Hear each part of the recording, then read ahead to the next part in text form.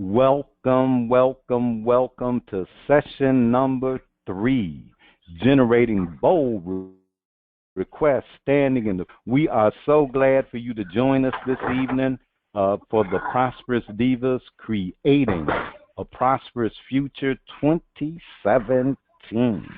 Now, we're going to, I am Ronnie B, and I work with the Prosperous Divas. And you can always check me out on the Old Grumpy Radio Network.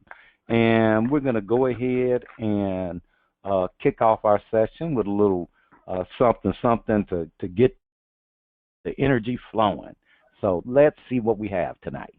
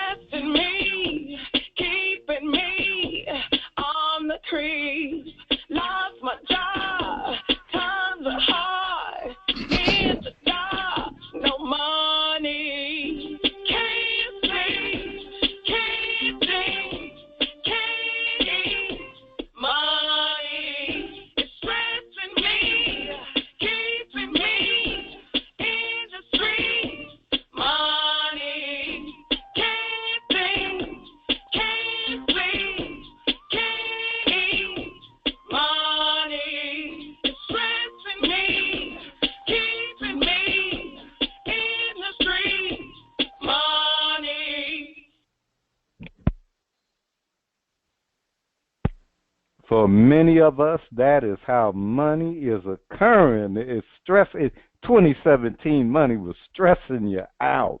Your business was worrying you, your relationships, your kids. And we're going to look at all of that. Well, we're not going to really look at all of that. You're going to look at all of that as you complete this workshop. Now, tonight, we're going to look at something really great. Using bold requests and possibility creates wealth. So we're going to have a whole conversation about that. And Diva Nikki, Diva Nakia, Bear, I had someone just blast me, said that their biggest complaint in the about the webinars, we don't give them enough tools. We don't give them enough design techniques. And I was like, wow. So you kind of saying we're like vague or something? I mean, I thought we pretty well did say, hey, do this assignment. And, oh, no, but I got something. And what that is that they like complication over specific. So we're going to have a whole conversation designing the future, specific measurable results, SMEARS, SMR. And we're going to have our power builder for prosperity, love, wealth, health, fun, and joy. And before we get into that, and I turn this over to Diva Nikki, we do have our little prosperity thought to get everything started. Allow life to be rich.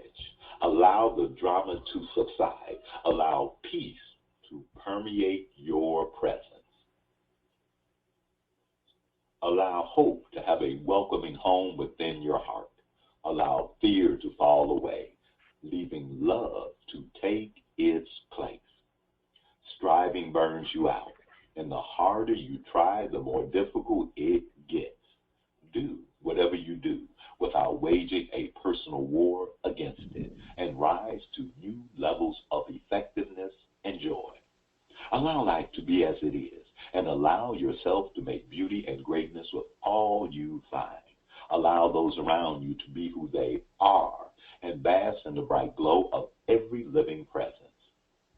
Tune out the voices shouting that you should be worried or angry. Contemplate the immensity of your good fortune on this day and empower yourself with a perspective of gratitude. Allow value and rich meaning to flow forth from your actions, your words, your thoughts, and your heart. Allow life to be rich as it is uniquely expressed by you. All right. Did we get our technology together with Diva Nikki?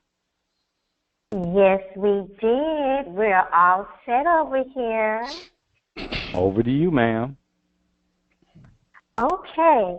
Well, first of all, I want to say good evening, everybody.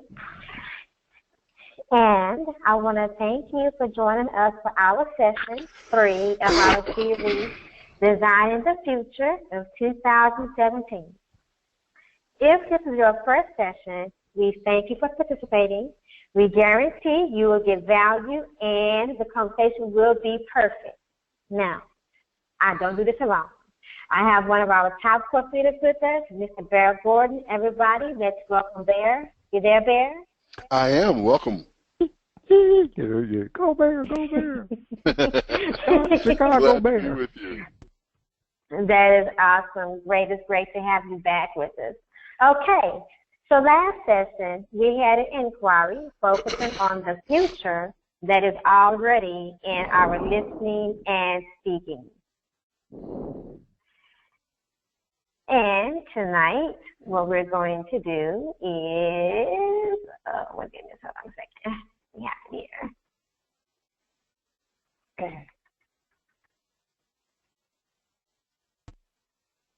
What happened? You know, what was really great about, I love last session, as Diva Nikki said, we had an inquiry where we focused on the future that is already in our listening and speaking. And we don't walk around thinking that we have a future. One, we don't already walk around thinking that we got a future. And if we do, the future usually looks like doom and gloom, like hard or something like that. And in that conversation, we looked at the future that is already in our list, and we really, delved into it. And I'm saying that to make y'all jealous if you weren't at sessions 1 and 2, but we did put the video on the website. And Diva Nikki, you ready again? I am. Yes, I am. And well, basically, we distinguish 4 types of future that live in our conversations. And we're going to do a quick review from that. But first, Sarah and I are going to share what we got from last week's session. If you were on the show with us last week, you heard me have a mind-blowing discovery online. And if you didn't hear what I discovered that one of my complaints in an area of my life where my relationship with a family member was something that I was creating. I was creating a problem, and because I was creating a problem, I created the complaint. And when I realized that, it really allowed me to take an even deeper look at myself and declare and understand what would be different if I was to take away my creation of the problem. So, and for me, what it was, guys, it was my unsolicited advice, my unasked advice on health. And when people don't take my advice, i.e. a brother, yeah, I call myself getting a little bothered by it. But the tension that comes from that is all because I'm the person that created the problem. And it's the difference between being helpful and forcing your way of thinking and your way of living on someone else.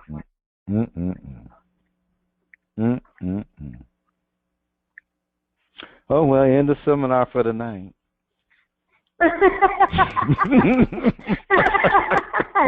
If y'all didn't get it, you need to wake up or something because that was it. Okay. All right. So we'll send you a bill. That was session 4. Doesn't get it. Well, along the same Bear, lines, would you like to share? Yeah, Okay. along those Well, lines. before you get there, I do have one question, Diva Nikki, because that was revealed. Seek and it shall be revealed. How has the week gone with those relationships since you saw that? It's been a week. That is there new freedom, anything lighter, or Yes, it is, because for me, I no longer feel any kind of pre-registered tension at the thought of talking to my brother or texting my brother because he may not have done what I asked him to do, or he may not ask me about it, or I didn't feel like I had to give some more information on what I found on something. No, just completely, as you said, it's just completely light, completely easy, and not just with him, but in general. Just like, hey, I have all this information, these are some things that I do, and if you're interested or you want more information, you know where I'm at, you can ask me at any given time, and I'm very open to share. Take some of that stress off of you. Yeah, it feels great. Okay, all right. Curious No minds wanted to know. expectations. You know what it is? It's that false expectation. The heavy and the delusional, I would even say, expectation of others. Yes, I went there. No, you're right. You're right. Expectation of people wanting you to throw up information on them, and that's very delusional. So what you're saying is that you have an expectation that others want to hear your opinion, whether they ask for it or not? Yeah, isn't that delusional? Yeah, well, I said that for some of the listeners and people that are looking at the webinar, because many of us may have that same expectation that offering our opinion is warranted at any given moment. Well, hey, maybe my enlightenment moment can help somebody. I don't know. It definitely helps me. I think that's why someone created the phrase, "Thank you for sharing." Oh, man. Bear, would you like to tell everybody what you got from last week and how this week has been different for you since last week? Well, there are a couple of things that have shown up for me around this, and both of them have to do with my immediate future. Being married to someone from Houston, every Christmas Day, we first go to our local church, and then we drive to Houston to be with her family for a few days. And I had it in the past that it was annoying to have to drive to Houston every Christmas Day. And that had everything to do with my attitude and getting there being less than excited about it and what have you. And because of our conversation last week, I started to distinguish for myself that I hadn't always listening around going to Houston for the holidays. And I neglected to realize how grateful I truly am that I can go to Houston on Christmas Day. That we have the ability to travel, we have the ability to go visit and be with family, and we have the resources to do so. Was completely blown away because I had elevated the inconvenience, if you will, of actually going. There are many people who would love to go home for the holidays, to be with either their relatives or with their significant others' relatives that don't have that opportunity. They don't have the resources. They don't have the wherewithal. And here I am with that opportunity, and not only taking it for granted, but disappointed with what is perceived to be an inconvenience. So that was one of the things that just kind of changed my conversation around going to Houston for the holidays. And then the second thing is when we get together for those few days, we typically, as a family, we'll sit down and we'll watch a movie, whichever the latest, greatest one out there on DVD or what have you.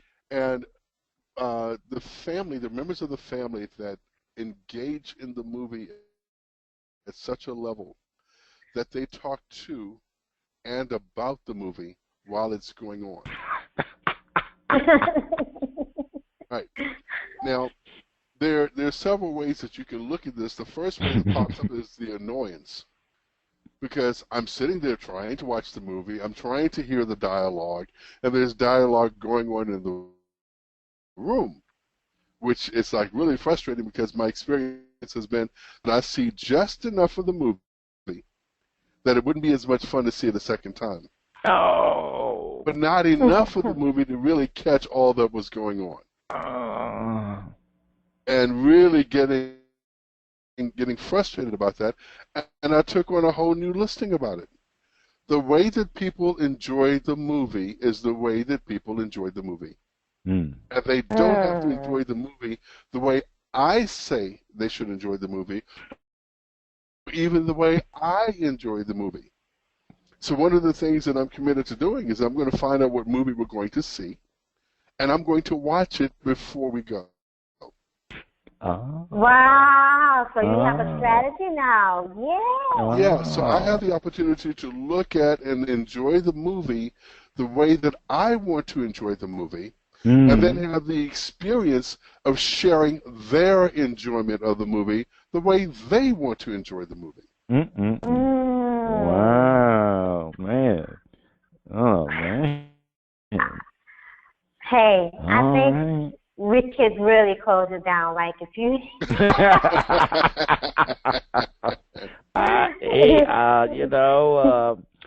I'll see y'all over at Starbucks. But Diva, Nikki, and you do got to move it along. That was great, but you got to move it on. Okay, so let's talk about the future. There are 4 different types of futures, and there's predictable, probable, certain, and inevitable, which is created. So predictable is you know it. That is the way it always goes. When it comes to the situation, it always works out this way. That's what we would call predictable. Then we have probable. Every now and then, when the situation comes up, I'm going to end up doing X. And the rest of the team will be doing Y, waiting for me to get it all together. Probable. Certain. I don't know why I keep thinking they will do something different. They are never going to change no matter how much I do. Certain. And then we have the inevitable, the created. The future is mine to create. That was the past, will remain in the past. I got bigger fish to fry. No more listening to dramas, reading about dramatic relationships or cheating. Going forward, I am building. Again, we have the predictable, the probable, and certain futures are all based on the past. Now, if you like your results, guess what? No problem. Don't change a thing. But if you want to create a new future, distinguishing these conversations will clear the space for you to create from the future. So, our last 2 sessions, we focused on putting the past where? In the past. We have shared several methods to distinguish past conversations that impact who you are being and what you are doing that have gotten stuck in your future. So, tonight, we're going to inquire into what is available when you are free from the past. Limiting conversations and other barriers to you, manifesting a prosperous life with power and freedom. So, with that being said, I'm going to hand it over now to Bear to go over what we call bold requests and possibility, creating the Bear. Take it away. Thank you, Nikki. Appreciate it. Folks, fortune favors the bold is an old quote that is useful for having a future from the future. Now, before we start an inquiry, let me ask the question. Do you hear when we say bold requests? What's already present for you? What is your already conversation for bold or boldness? Is your conversation positive? Is it negative? Are you fearful? Are you excited? Do you imagine great risks and great rewards? Or is boldness for the other guy? Now, wherever you are in your conversation about boldness or being bold, it's perfect, and it's based in the past. So we're going to create bold and being bold as a result of the future we create. Sounds like fun, right? Okay. So our Diva Dictionary expert, Nikki, is going to let us know what Mr. Webster says about bold. Bold, of a person, action, or idea, showing an ability to take risks, confident and courageous. A bold attempt to solve the crisis is an example. Synonyms: daring, intrepid, brave, courageous, valiant, valorous, and fearless. Thank you, Diva Nikki. Now, have you ever asked for a raise and asked for what you thought you could get instead of what you felt you deserved? Have you ever met with a client and haggled over the prices of your services and regretted lowering them? Why did you do that? Why would you ask for less or allow a client to browbeat you into offering your services for less? Could it be that there's a past that's stuck in your future that says, you better not ask for what you want? You know what happened last time, or I'll lose a customer if I don't agree to lowering the price. So I want to invite Nikki and I myself to share a time when we accepted less or didn't ask for what we wanted and how that went. And I'll give you an example of that. As a professional photographer, there are times when people will call me to negotiate an agreement to do certain photography work. And there are standards in the photography industry that make a professional photographer much different than Joe in accounting that has a camera. And I'm trying to be polite, but you know, having a camera or having a camera phone does not necessarily make you a photographer. Loving to take pictures, you know, as a hobby does not make you a professional photographer. There are things that go along with that, as well as responsibilities that come along with being paid as a photographer. And there have been times when I've sat down with clients who have tried to lower my price based on the fact that there are amateur photographers out there, or in politely say Joe in accounting who has a camera that can do the work. And there have been times, a while ago actually, but there have been times when I've lowered my price in order to get the business. And then what I find is that as I do the work and I complete the project, there's a resentment on my part that my level of professionalism, what I brought to the table, wasn't appreciated. So while the customer may be satisfied with the work, the customer may be satisfied with the price, I'm left feeling taken advantage of. I'm left feeling dominated. And that's one of my big peeves is feeling dominated, or the experience of being dominated is one of my big challenges. So it was really an uncomfortable situation where I felt like, okay, I'm not going to do this for you again next year. Yeah.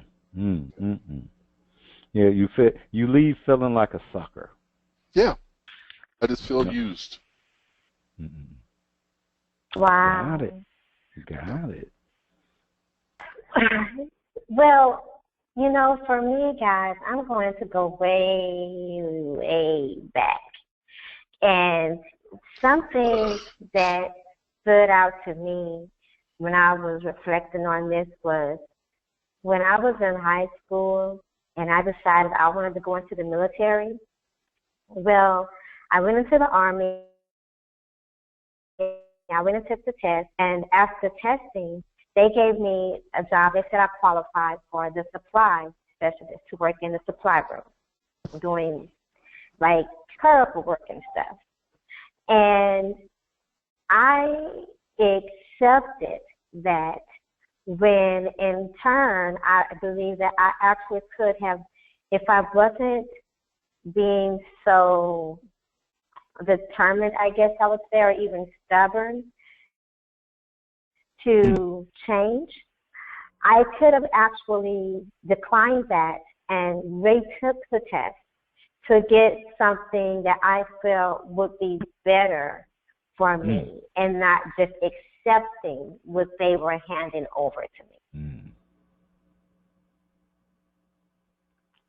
Kind of feels yicky poo, don't it? It really does. It does. It does. I hate it. I have, I know I'm going to forgive me, Diva, Diva, but I have, oh God, so many times as a young entrepreneur, I've sold out, and it never works out good. Like Bear said, well, maybe the customer is happy or so, but then I look up and usually I've lost a profit. I lost money. Mm-hmm. Mm-hmm. They don't appreciate the work that I put in, because, sort of like if I pay for it on the cheap, well, I'm not going to, you can be Rembrandt. But if I got it for $10, so what? Yeah, so it's always, But back over to the carry on. Okay. Well, here's the thing. When we're being bold, we create an occurring world of confidence and courage. And I'll give you an example. Just recently, this past week, an NFL player makes a bold move, scores a touchdown, and then dives into a Salvation Army kettle on primetime television. And the Salvation Army has a boost of donations in the millions. Now, this was a bold move because something like that could have caused a fine by the NFL. And this player went on to say, if the NFL fines me, I'm going to match that amount and make a donation to the Salvation Army. The NFL decides not to fine the player, and he makes a donation anyway. And so did so many other people, because he made a bold move of just jumping into the kettle. Now, I've got a little wealth-building secret for you. What you want to do is you want to ask for way more than you think you deserve. If it's a money situation, ask for more money than you think you deserve. That's right. Like if you think you deserve $10,000 for a project, ask for $50,000. If you think you deserve a 10% raise, ask for 30%. If you want a $50,000 investment, ask for $250,000. Now, I know some of you are saying, well, I don't want to blow a deal because I asked for too much or not get a raise. And let me suggest to you that that's the past telling you you can't have what you want. And see, that's a conversation that needs to be put in the past where it belongs. See, when you're standing in the future you created from the future, a bold request is something that happens naturally, effortlessly. I mean, you may find the words falling out of your mouth before you have a chance to even stop yourself. Okay?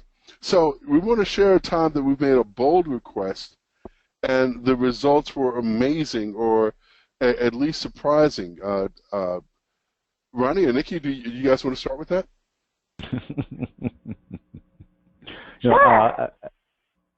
After you, Diva, Nikki. Well, before I returned to Houston in December 2006, I was working with this crisis intervention company in Arizona. And I had planned to leave. They knew I was planning to leave, and they asked me to stay on longer than what I was initiated and what I had, initiated because they love me so much. How awesome is that? Mm-hmm. But as the time got closer, I mean, it was inevitable that I was going to leave Arizona and come home.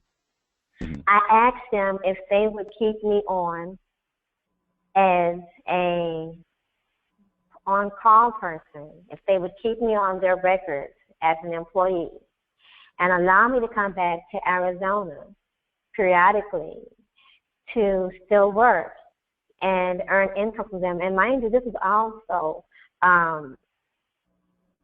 they had never done anything like that before, but they obliged me in doing so. And they kept me at the same pay rate instead of lowering my pay rate. Mm. Mm. They absolutely held on. They held on to me, allowed me to stay on their files until they absolutely had no choice but to let me go. Mm-mm-mm. That's great. But we both benefited. We both benefited. I benefited, and the company benefited, and also clients benefited as well. That's fantastic. A win-win is always what you're looking for. That's good. I was that kind of reminds me of I was at one time in life I was a computer systems engineer, and so I designed software systems and all sorts of technical kind of stuff. And there was a time in the industry where it was like they called it the tech boom. Get big tech companies coming in, and people are making a gazillion dollars. And I even have a couple of friends who made a couple of gazillion dollars, and I just want to ride on the yacht. I don't need the gazillion. Let me just be a guest.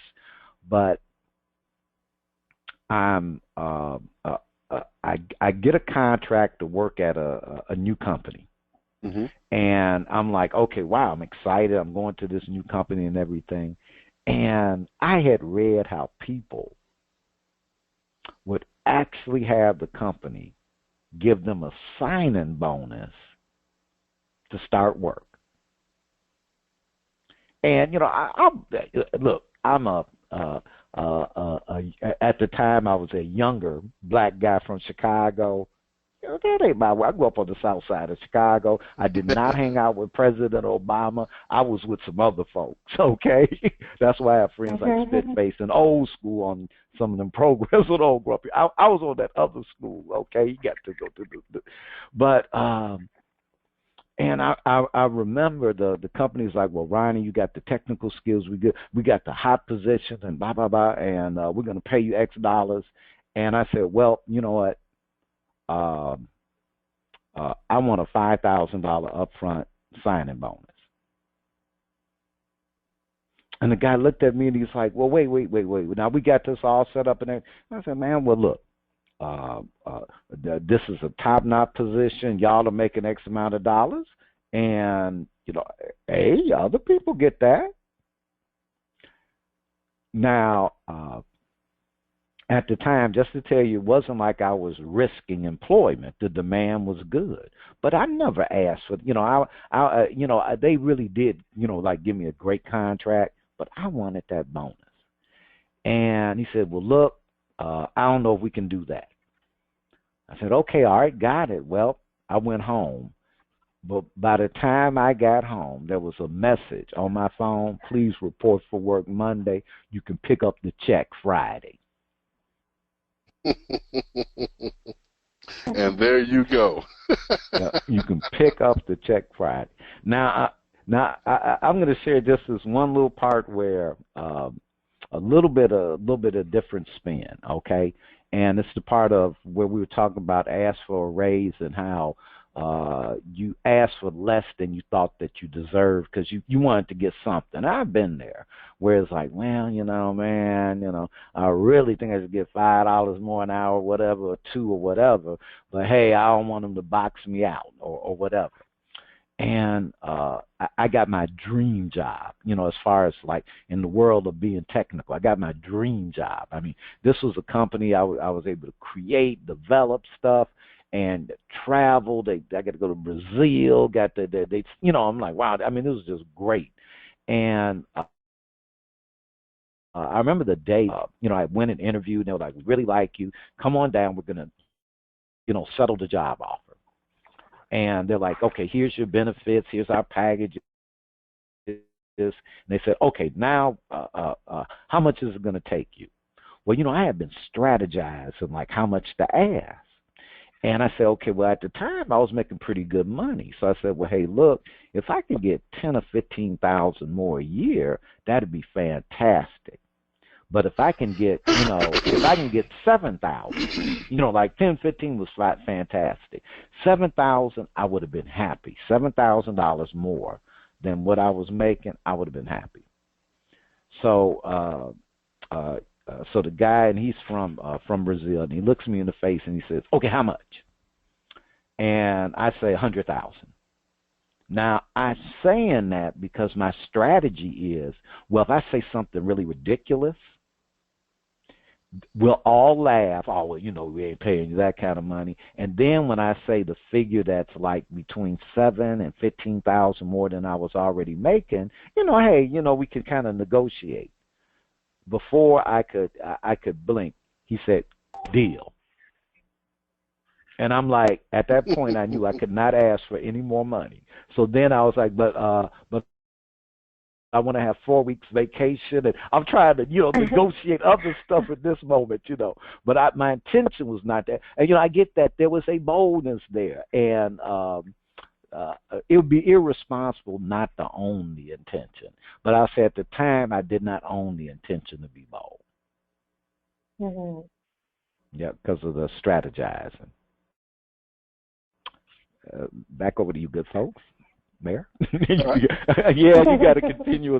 That was good, but we got to continue on. I got you. That was awesome.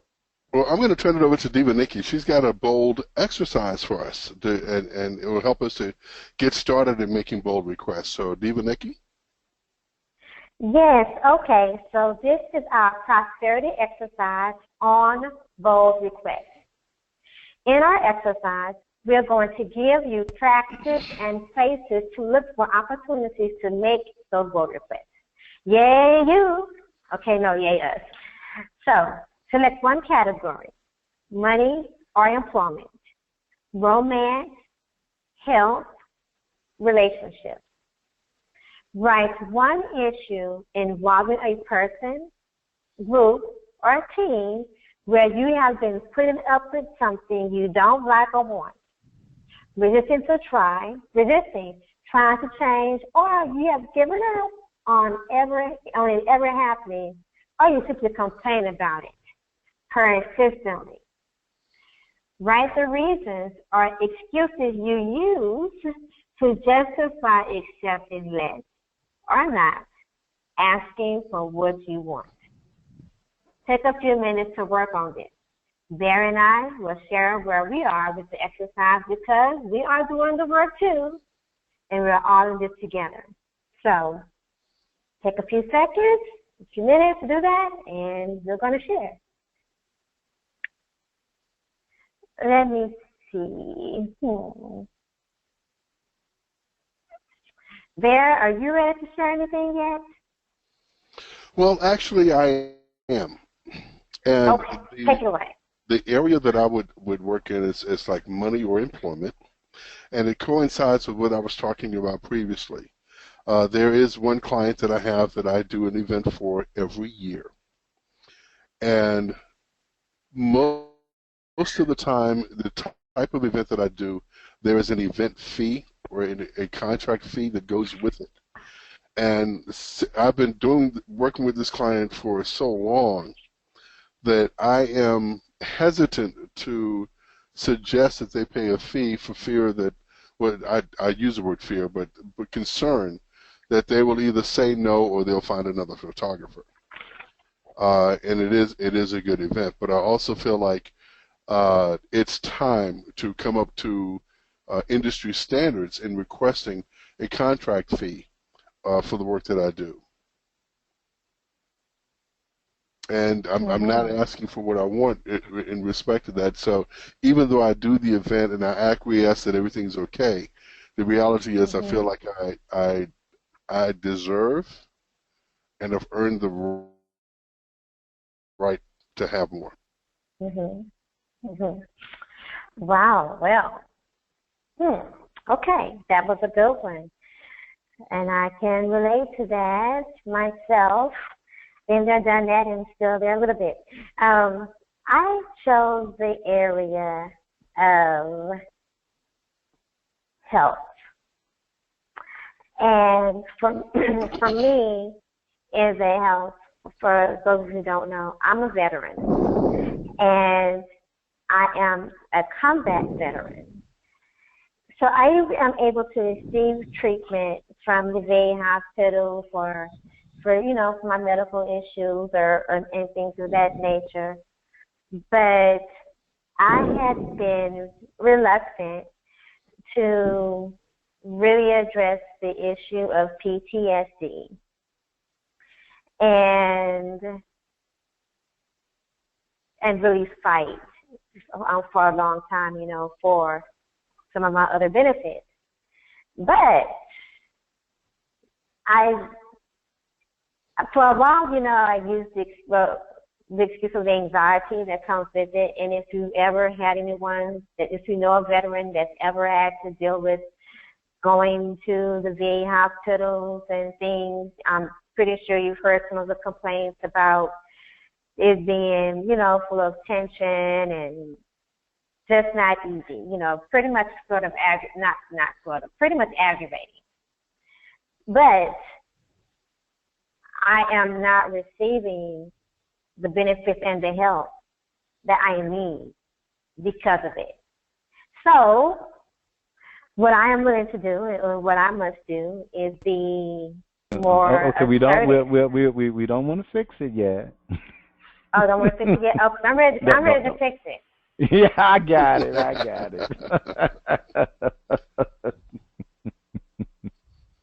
I'm ready to fix it. But that's my share. Okay.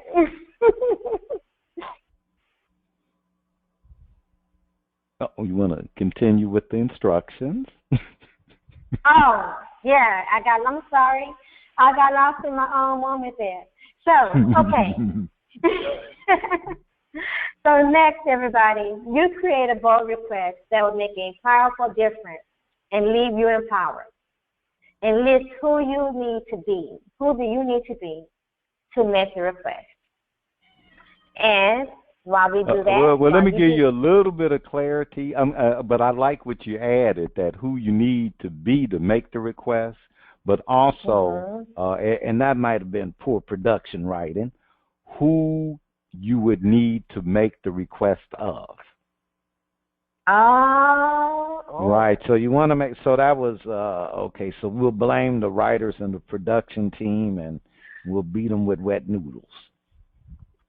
Okay? I like that. So that, but I like what Diva Nikki included, which was who you would need to be to make the request and who you need to make the request of. And now, Diva, Bear, and Nikki really shared wonderfully, their area. And one of my areas is around, I'll say, team building, which for me is relationships. And everything for me is about creating team. When you are the only person doing something, you only have the power of you.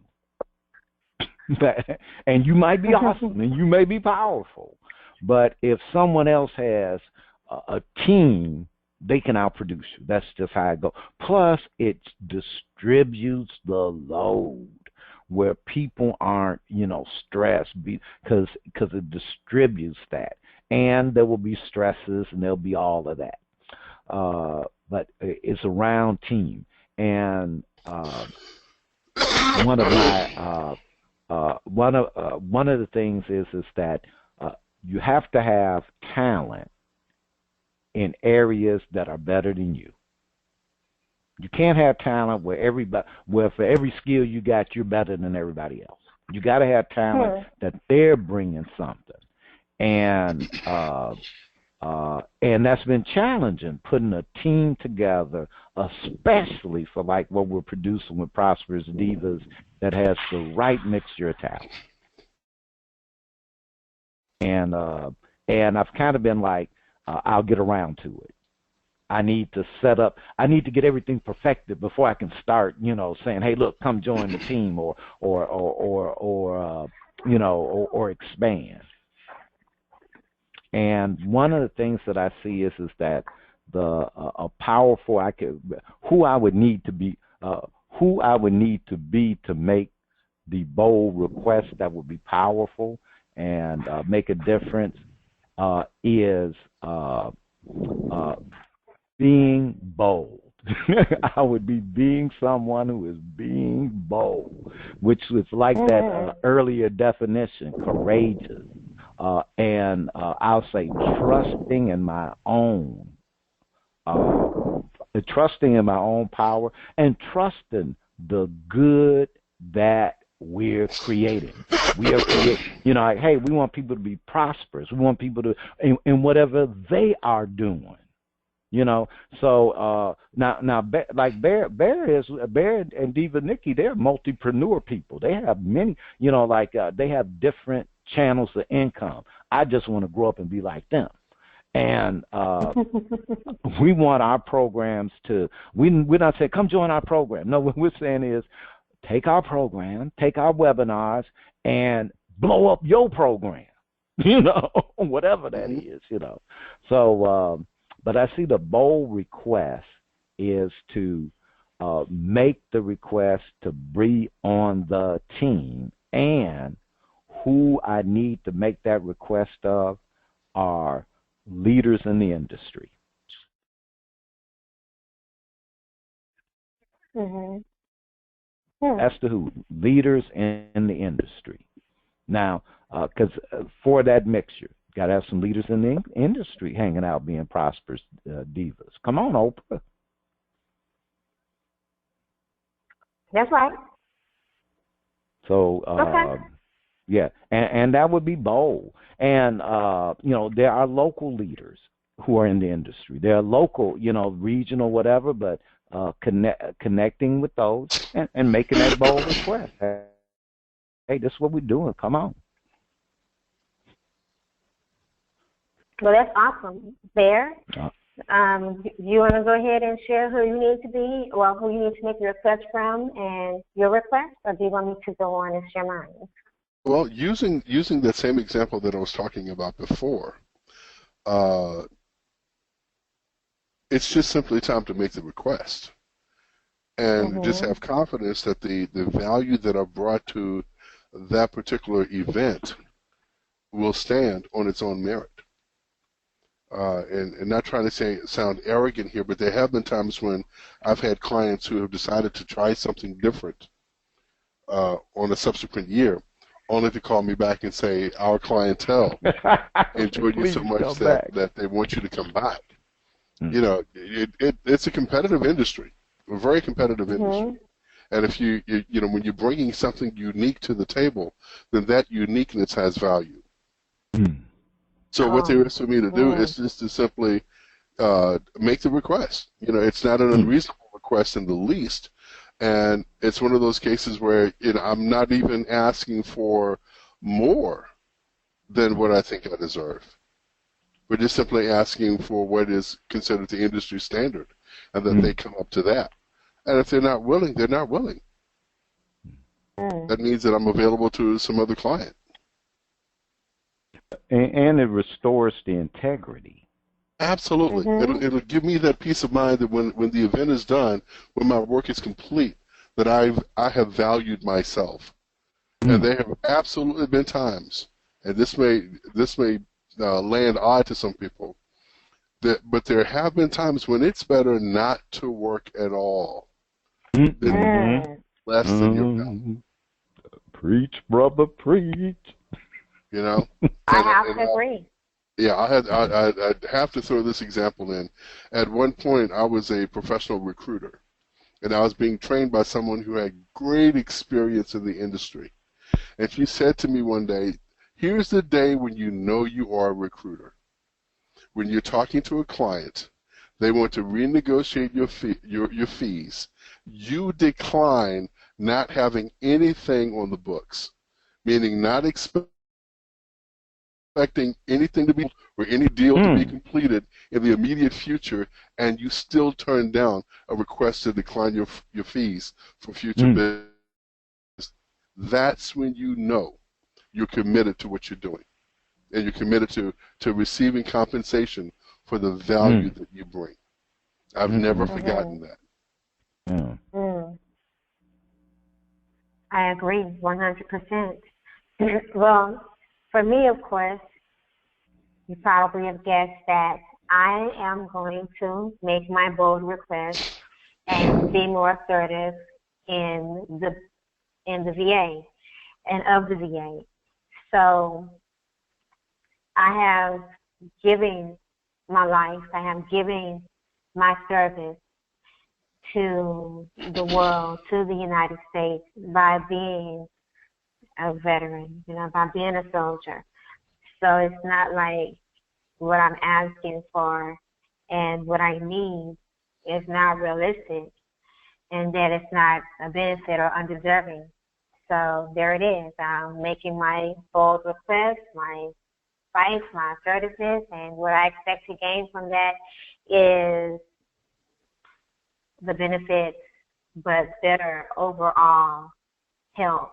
And not just for myself, but also an example for Diva Nikki? my veterans. Okay. Diva Nikki? Okay. Yes. May I make a bold request?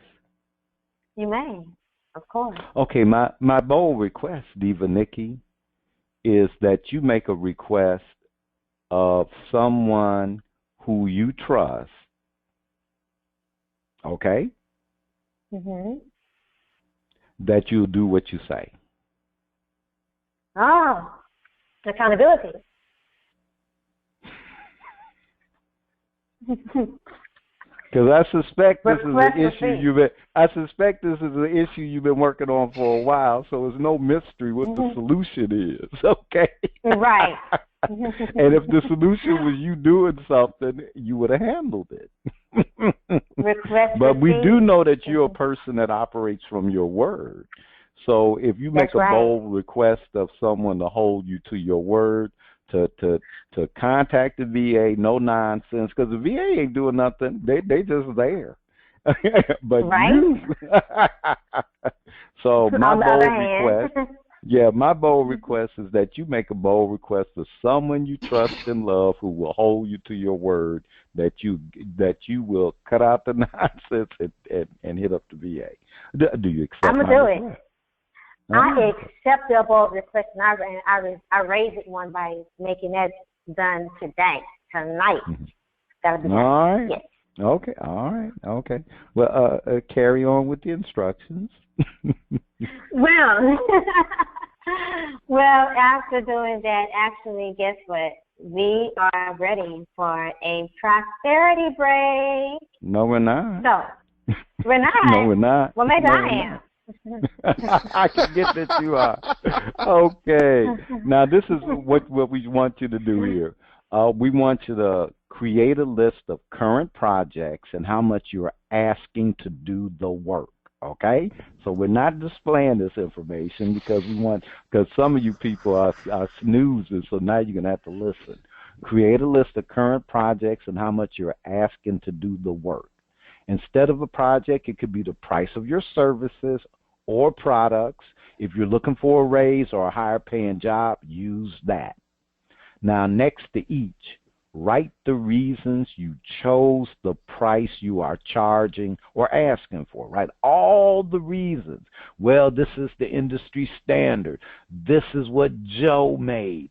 This is what I charged last time to make sure that I keep them as a client. Write all the reasons.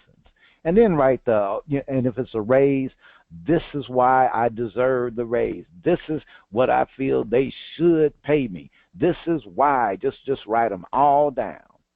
Now, once you've done that, right whether the price you want to charge or your raise that you're asking for is truly, I mean truly, a reflection of what you deserve. Unqualified. Don't qualify it. This is a you. Don't qualify it. Now, if really, this company should pay me $1 million, don't qualify by going, well, of course, they're not going to pay me $1 million. No. Hang out with, they should be paying me $1 million. Whatever it is, right? My photography, my photography, I am Rembrandt. They just don't get it. I want my million now, not my survivors after I die. All right. Whatever it is that you say, that doesn't mean that's going to be. Well, wait, I'm not going to even qualify that. Don't qualify it. Don't. What you truly, truly, truly. Now, here's the next question. Now, you may say that, look, I go to this webinar, you give me questions, no answers. Well, guess what? That's because you're really smart. What do you see about yourself when it comes to charging or asking for the money you deserve? What do you see about yourself? What do you see about yourself? Are you scared? Do you debate and logicize? Do you give practical reasons? I got to come up with the case for whatever. I was, the Divas and I, we did a whole big webinar series on Donald Trump. Yes, we did. We went there. But I say there was some twists. But things we looked at were elements, distinctions. Like, wow, walk into a room, ask for $1 million, get them in that conversation, and then figure, whoa, wait. Ask for the money, and then once you got them agreeing to it, figure out how you deserve it. That would be like a different angle. So what new actions do you now see possible when it comes to getting paid for what you deserve? Some of those new actions could be, well, you know what? It's time for me to find new clients. I've been sitting on my laurels. I've been resting on the clients I got, and they've gotten spoiled. They don't want to pay what the current rate is. I need some new clients. Maybe you got to go do that. For some, I'm not saying go do this. Do not go home and say the Prosperous Divas, Ronnie B said do this. Might be time for you to find a new job that will pay you what you deserve or in line with what you deserve. Now, do not go home to your wife saying that, dear Ronnie, if you do that, I will fine you, and it will not be pretty. I will tell all your secrets. I had a little cheater camera going around. All right? Now, we do apologize. This session did go a little bit long by much, so we are about to take a short break. The time is 7:59. I get to say what time it is. That's so beautiful. And we're going to take about 6 minutes because it's been so long. Up next, we're going to work on designing the future specific measurable results. The time is 7:59. Please be back at 8:05 and enjoy this selection. Give substance to your vision. Don't let your best thoughts, ideas, values, and feelings remain stuck within you. Give expression, action, and fulfillment to them. You have experiences, perspectives, opinions, and insights that are unique to you. Expand their value by sharing them with the world. Do more than just thinking about the situations, problems, opportunities of life. Get busy doing something about them. Improve your ideas by putting them out in the world where they can be honed and strengthened by the challenges of real life. Give substance to your vision by transforming it into specific expressions. Thinking, speculating, analyzing are all highly valuable pursuits. For their value to be realized, they must travel beyond your mind and be applied in the real world. Put great care into what you think, then put your great thoughts into all you do.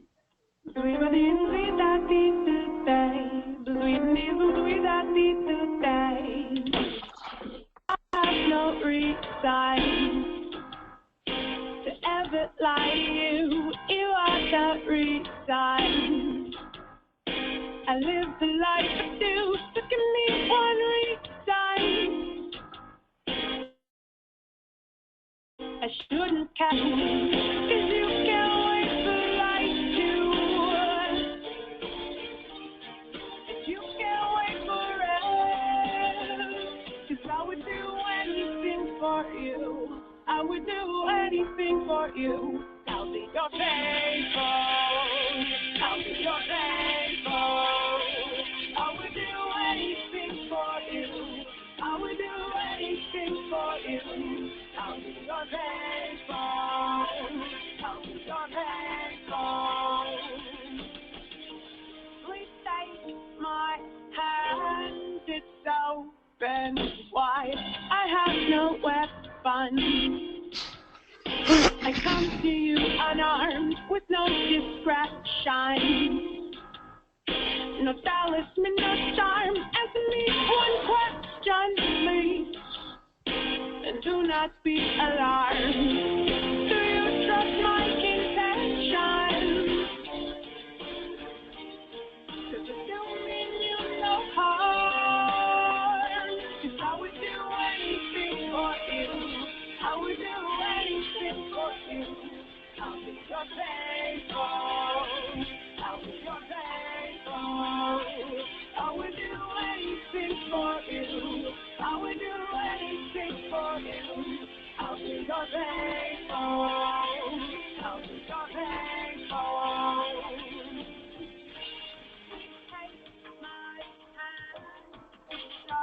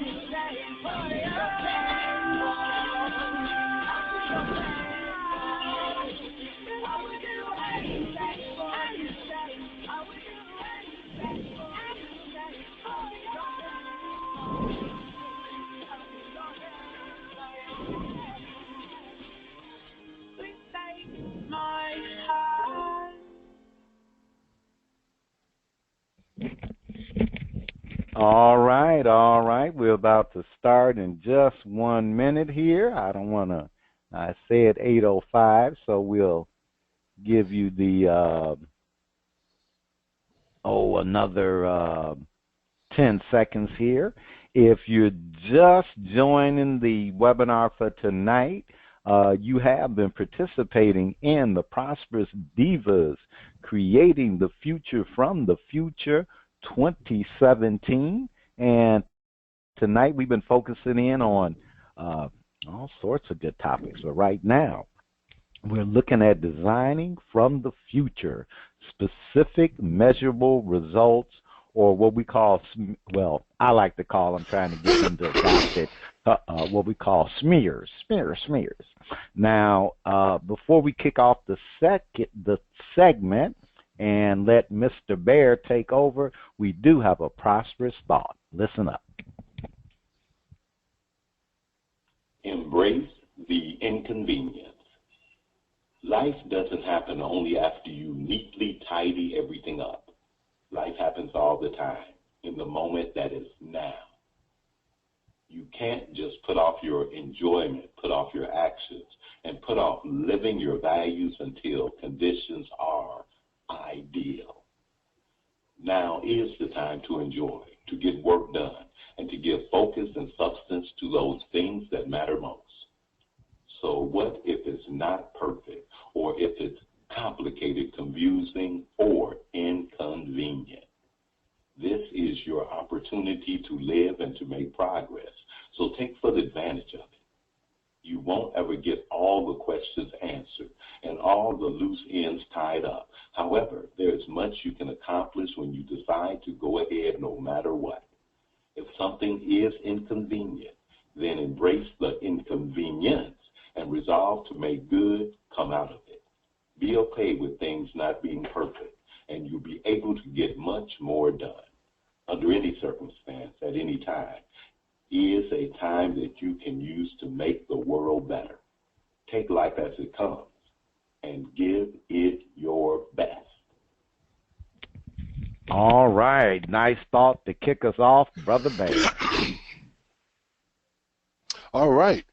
So we're talking about designing a prosperous future from the future. And one of the biggest secrets the richest people in the world utilize is their power to create the occurring world from specific measurable results. Now, the occurring world is not the physical world or the real world, and it's more powerful because it is the fabric of our lives and conversation. It's our occurring world.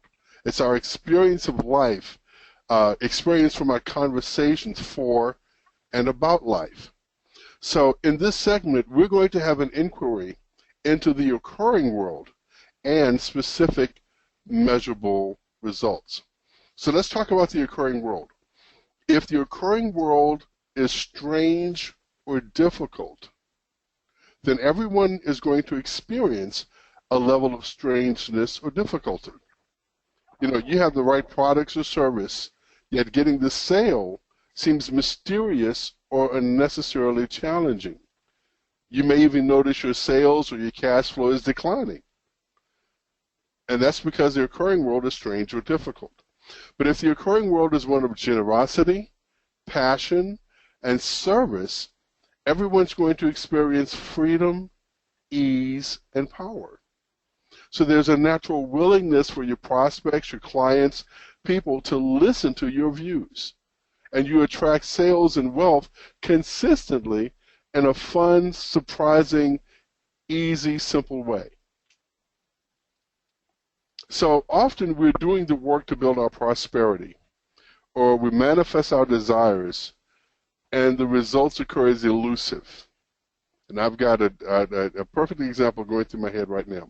And it seems like no matter what we do, we seem stuck in a vicious circle. And it occurs as though we just can't get it right. You know, we'll talk with friends, business associates, but the results remain elusive. We may even start to give up on those desires or goals. We become resigned. We start creating complaints to avoid responsibility. We start creating complaints to avoid responsibility for having the dream in the first place. And they become persistent complaints. What if? What if? What if the results we desire are not truly elusive? Now, often we're not producing the results we desire because we're producing the results consistent with the vagueness of what we say we want to accomplish. Vague desires produce vague results. Now, the universe consistently gives us what we command. The richest people in entertainment learn this early, so they're very specific about what they want and what they will produce. In business, for example, have you ever promised one set of results to a client, produce the results, but they were totally unhappy with the results or felt like you undelivered or underdelivered? Have you ever worked your tail off to get a client, and then when the project was completed, felt you were totally underpaid and underappreciated for all the work that you've done? See, when we're vague about our desires or what we're going to accomplish, you become the victim of the occurring world instead of the master of the occurring world. Bear, let me just kind of share a little business situation. Oh, and this was many years ago. Uh, I'm sitting in my office, and this really nice lady that I had known at the time was had came to discuss a business opportunity, and she laid out everything, the plan, how it worked, and and so she had her sales pitch going. I'm listening, and I'm like, okay, well, at the time I'm looking at different things that I might be able to make some money from, as long as they're legitimate. And I'm listening to everything, and she's enthused, and if it was enthusiasm and passion, I would have been diving right in. And I asked things specifically for business. I operate that you cannot defy fundamental laws of business, no matter how good a product you got. You can have the greatest product in the world. If you can't market it, get it to market, have it sold, you ain't gonna make no money. Got basic stuff. I'm a real simple guy. So I asked her this question, and it's a business question. On average, over a 12-month or over a year, what's the average, sales revenue for this business? What's the average? And one, she didn't have an answer for that, but two, her explanation was, well, you don't have to worry about sales because, see, you're going to build this team, and and how the team will make money, you'll make money. And I was like, okay, got that, but that was not my question. My question was, how much does the average business make in sales? Do they make, and now here's the thing I got, because you start being more specific, you increase your specificity. So I said, okay, well, look, let me rephrase the question, okay? So how much profit does the average business make in a year? How much profit do they make for, if they put $50,000 into the business, do they get $60,000 back and made $10,000 in profit? Profit. Profit loss. Banks use it all the time. It's a standard fundamental business question. She went back to the plan. Well, see, the plan. So I said, okay, well, I get that we're going nowhere with standard fundamental business questions. Well, let me ask you this. Well, how much money have you set as your goal? Have you set as your goal or plan to make? And she said, well, I don't want to limit myself. So you can't tell me the amount, like the average, sales income for the typical business, and you have a nebulous amount of money that you're going to make. That does not equal a specific and measurable plan. So as you can imagine, I was like, well, I thank you, and I think I'm going to have to take a pass. Now, she was really upset with me and actually cut off our relationship. But it wasn't what she was doing, as far as the particular business. It was that she was vague about the business. If she said, Ronnie, okay, now my focus is on team. Mine is on team building. I have not really looked at what you, as far as sales income. Let me get back with you.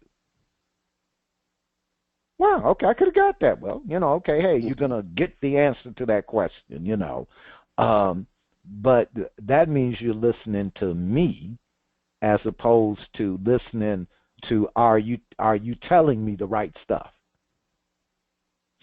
So, Okay, but just wanted to share that with you, but that created an occurring world where, for me, you don't know what you're doing with business. I don't care what it is. If you don't know basic business, it occurs to me like you're a novice. You don't know what the hell you're doing. All right, back to you, Brother Bear. And I get in that example that she didn't have the specific answers. So she was being vague about it, and that totally didn't work for you. Absolutely. See, when we're being vague about our desires or our goals, it's usually to avoid being held accountable for the results.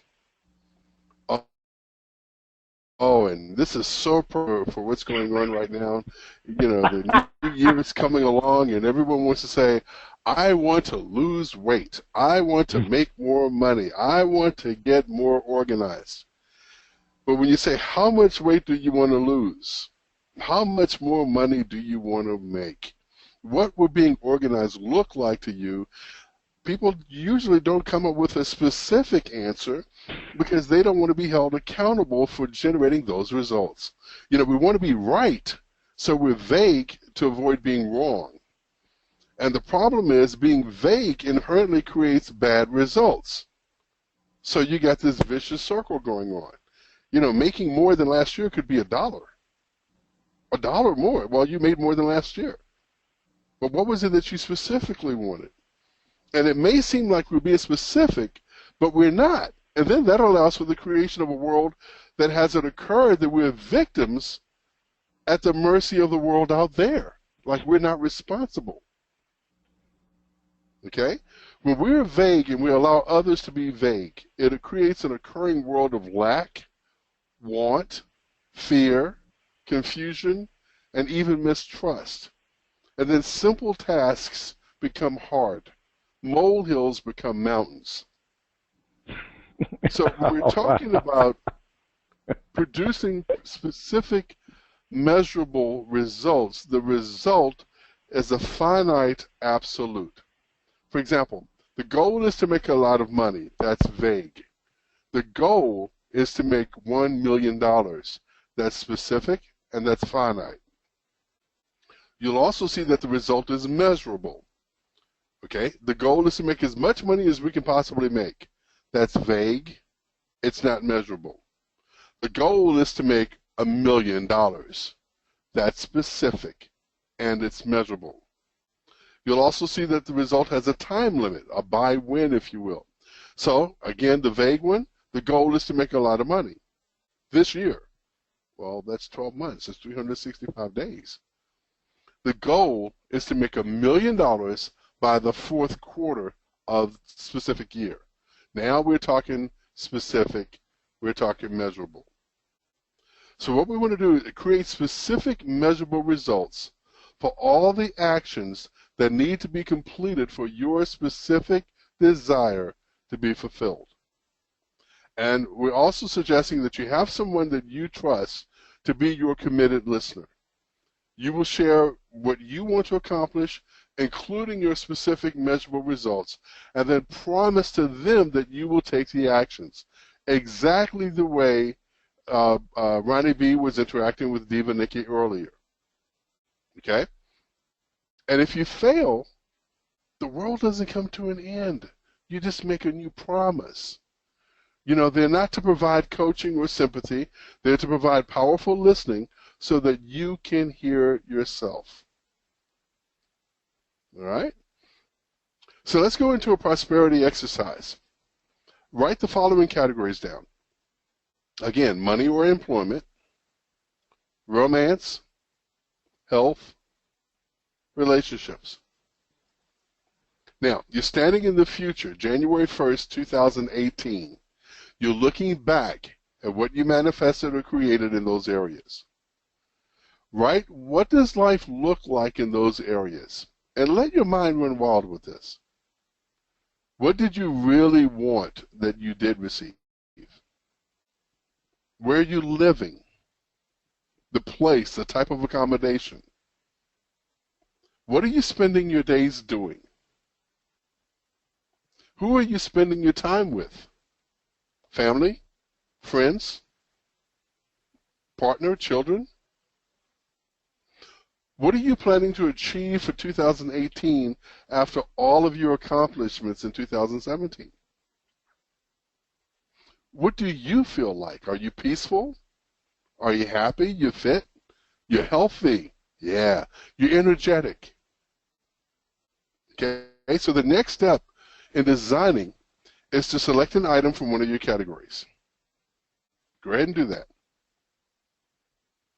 All right, now, you're standing in the future, January 1st, 2018, and all you desired has manifested. Looking backwards in time 3 months, what results did you have? Actions were you taking so that the fulfillment of your desires was inevitable by December 31st, 2017? Now, let's say one thing on your list was going on a 7-day vacation to someplace fabulous. This is a dream fulfilled, and back when you first did this exercise, it may have actually seemed impossible. Now, looking back 3 months, one thing that you had that made your trip inevitable was the money to pay for the trip. And the second was you bought the ticket. So you're standing in the future, January 1st, 2018, and all you desired has manifested. Looking backwards in time, 6 months, what results did you have? And what actions were you taking? So the fulfillment of your desires was inevitable by December 31st, 2017.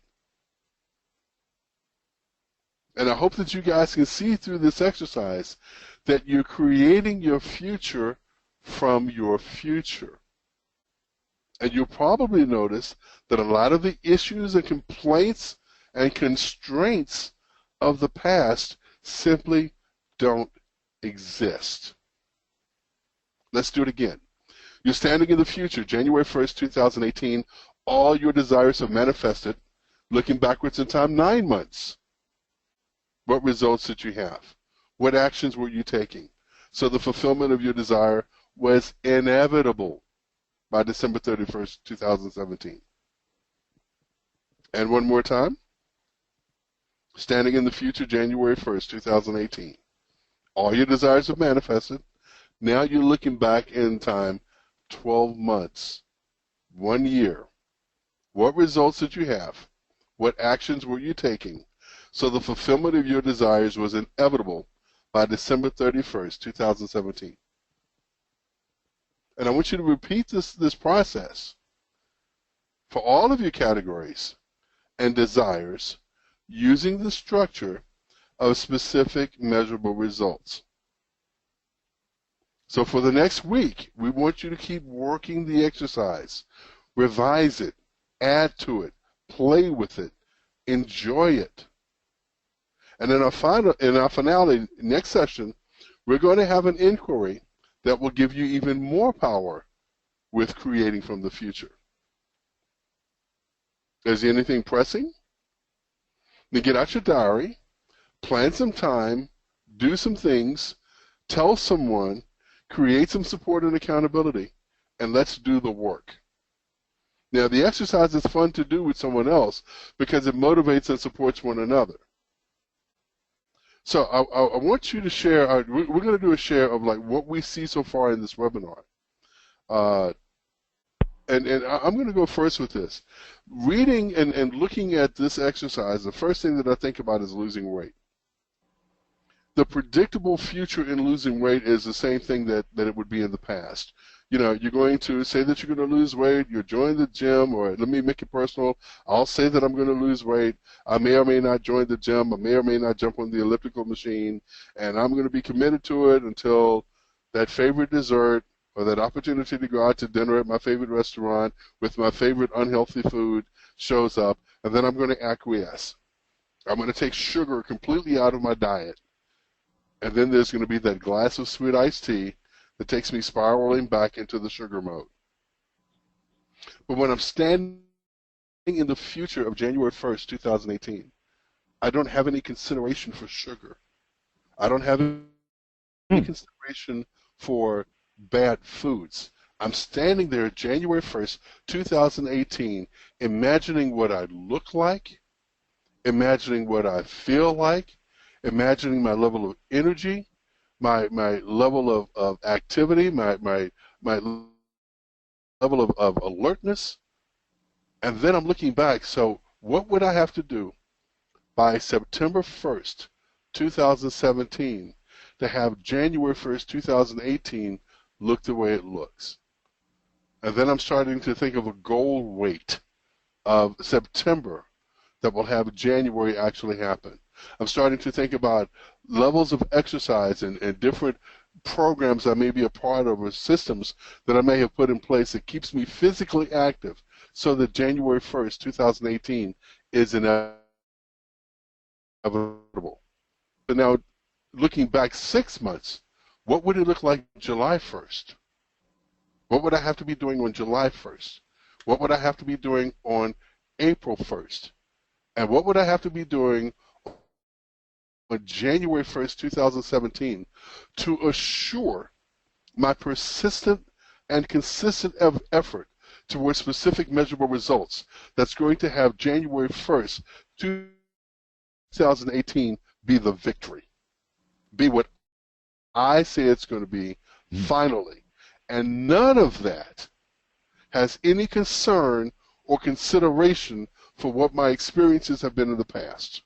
None of it has anything to do with sugar. None of it has anything to do with fried chicken or fish. It has everything to do with what I see myself as being, as doing, as having on January 1st, 2018. So that's what I see so far in this webinar, is the possibility of creating a future in the future that is what I say it's going to be, and not what my past predicts. Wow. I'm just going to say that was so awesome, Brother Bear.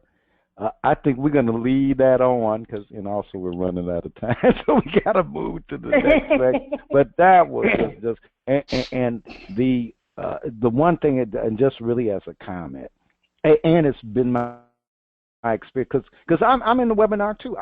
We are not bestowing great knowledge upon you. We are in the conversation that people of great wisdom have had throughout time. This is not a new conversation.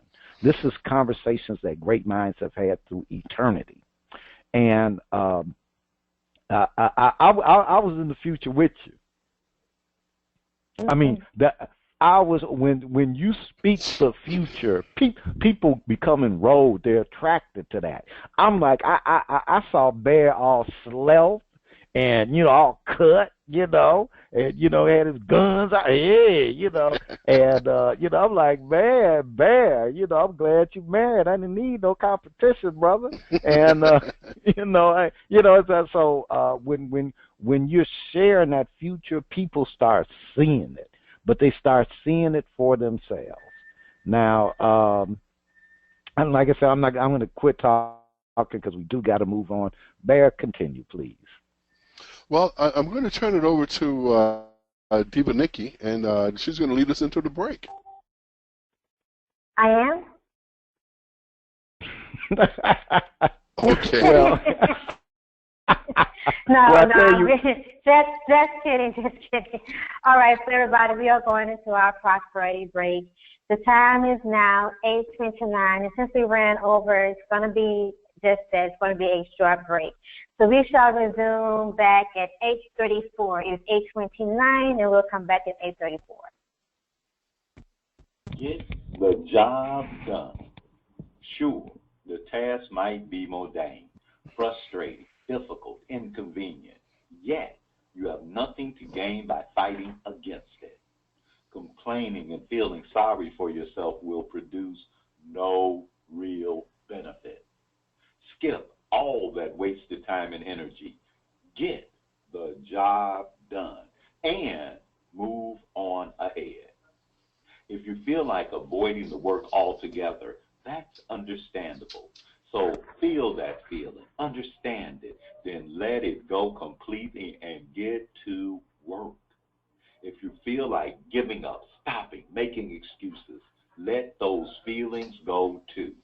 Feel the resistance, then stride right on past it and get the job done. Remind yourself how fortunate you are to be able to take action, to make a difference, to get good work done. Then get busy and claim that good fortune with action, with enthusiasm, and gratitude. Once you get started, you're well on your way to getting it done. Now is the time for action, and you know what to do.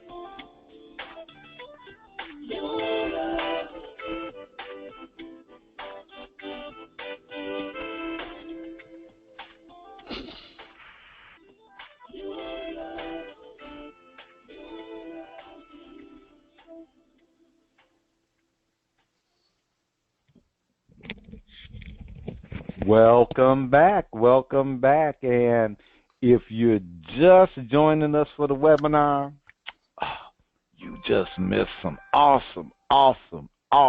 Did I say awesome stuff? It was just really good. But we are into our final segment of our webinar. We do apologize. We did run late, but the material was just so good that we had to just let you have it. So please stay with us. We have our final say, and it will be powerful. And do I have a Diva Nakia in the house? She is present. She is present. Hello. Hi, Diva Nakia. Yeah. Hey. Well, we're glad that she's present, not just here. I am present and in the possibility stage.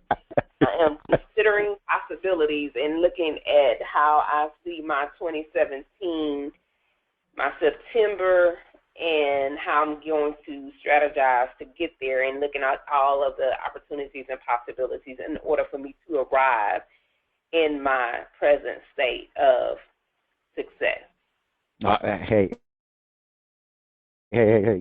Diva is in the course like everybody else. And, that's a great thing because I really love that we don't have to bestow great knowledge upon you folks. I really do, because that's so hard, as opposed to having an authentic conversation that just leaves see, the part of how I know this works is because it works for us. See, if it made no difference for what we were up to, then it wouldn't make any difference for our participants and the people who visit our Facebook page and who go to our website. It would make no difference if it doesn't make a difference for us. And so, wow, just really wow. Diva Nakia, please. All right, I'm going to give everybody a little food for thought. And always know that everything that I feed to you is edifying me as well. So, choosing your thoughts. The rudder does not move the ship, yet it determines precisely which direction the ship will go. In the same way, your thoughts do not make anything happen on their own, yet they absolutely determine what you cause to happen. You'll find it almost impossible to think one thing and do another. If your thoughts are in any way opposed to your actions, those actions will not be effective. When you seek to be creative, productive, prosperous, successful, align your thoughts with what you seek. Fill your mind with thoughts of abundance, of possibilities, of achievement, and your actions will create that achievement. Your thoughts set the course for your day, your day, your life. Your thoughts tell you what to do next and what to do after that and after that. No, your thoughts cannot short-circuit the laws of physics to make a brand new car appear in your driveway. Although I wish yeah. We have to remain realistic. However, your thoughts can most certainly keep you positively focused and directed enough to reach your goals you're willing to work toward. And one of my September goals is to have that car in that driveway. You are constantly choosing your thoughts, and those thoughts are always pointing the way forward. So think love. Think fulfillment. Think possibilities. Think achievement. Think positive, and think yourself into the best world you can imagine. Now, we're going to make this brief for the sake of time, but I definitely want to hear from Bear, Ronnie B., Nikki, and even I'll share briefly what you hear for yourself. So, Bear, can you give me a quick little few sentence statement of what you hear for yourself? Sure, and I'm going to be very brief with this. My thoughts, or anyone's thoughts, create like their occurring world as well. So I'm reading this, and I'm thinking about, I'm listening to you, and I'm thinking about how what I choose to think is the priority, what I choose to be important or significant, is what runs the show. And just being able and willing to choose what thoughts I focus on. Absolutely. You know, one of the things you said is that you're choosing your thoughts, and the thoughts are always pointing the way forward. Well, if I'm thinking forward, then I'm moving forward. If I'm thinking the past, then I'm bringing the past back into my present again. So I will strive to constantly think forward, think, if you will, towards January 1st, 2018. That will keep me moving forward towards my objective and my goal. Awesome. Thank you for that share. Miss Nikki, can you give us a brief share? Yes, can you hear me? I can. Okay. What I hear for myself is I hear soundness, I hear focus, I hear patience, along with the drive and motivation.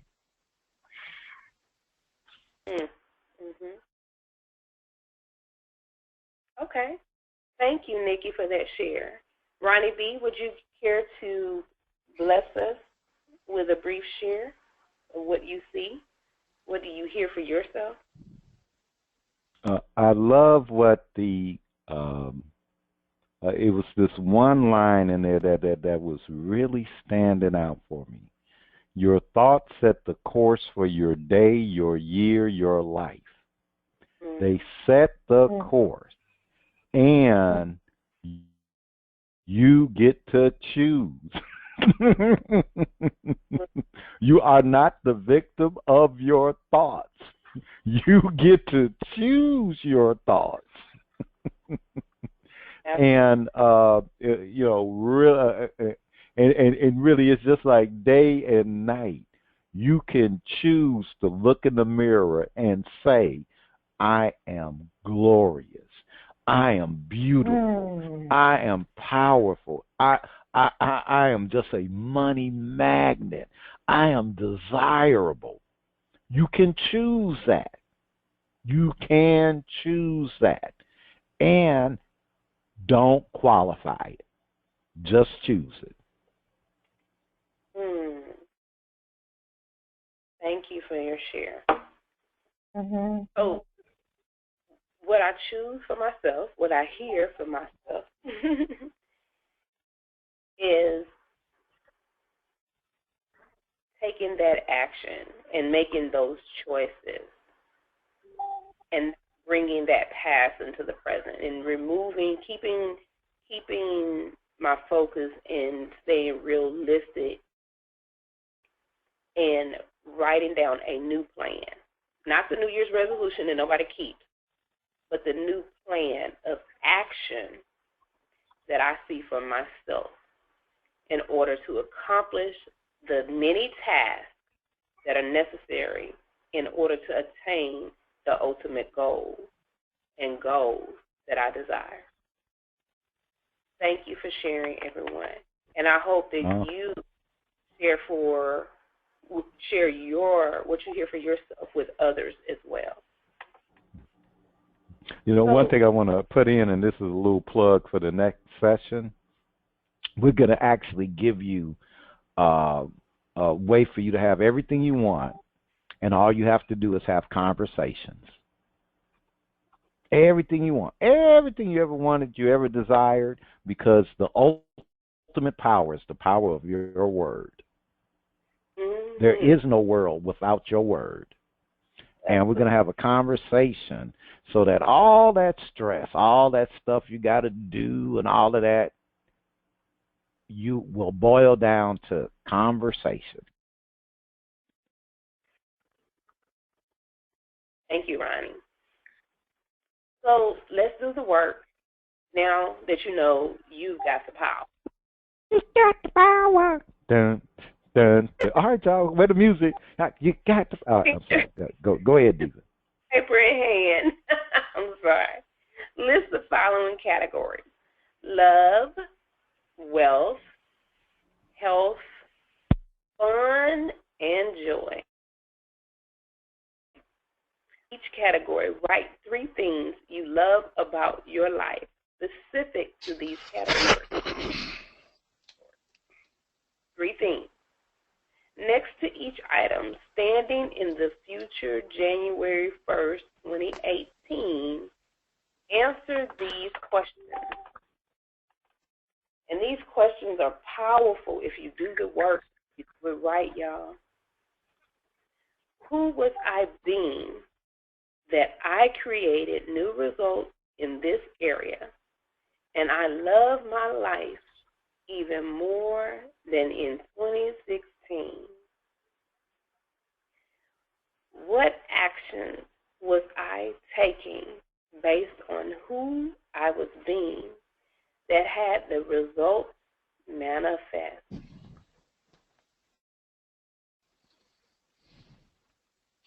What do I have from being the person who did the work to generate the results?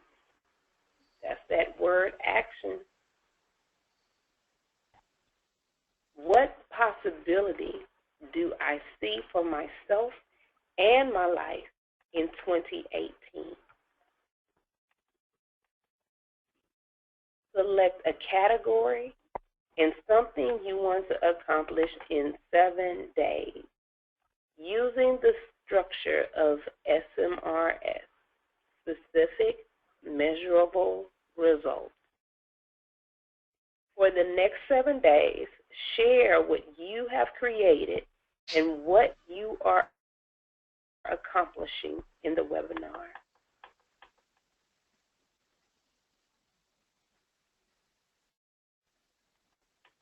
Okay, Ronnie B., let's talk about doing the work.